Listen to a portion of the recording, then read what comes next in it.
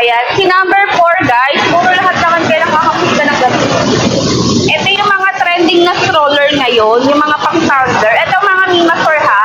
Kaya to ng 1-year-old hanggang 5 years old. Kasi may nakikita ko matatabang bata, kinakaya naman na ito. Ito nga po pala ay may 4 wheels na po yan and naro-rotate yan pa 360 degrees. And sa likod niya meron po yung pa-foot brake. Tapakan nyo lang po, hindi na po yan gagalaw. Naka-steady na po. And foldable na nga din to, space saver. Paano po ba natin siya ipo-fold? Ayan, pindutin nyo lang to both sides. Push nyo siya pababa. Ganun din yung pinaka-handle nyo. Push, pa-push.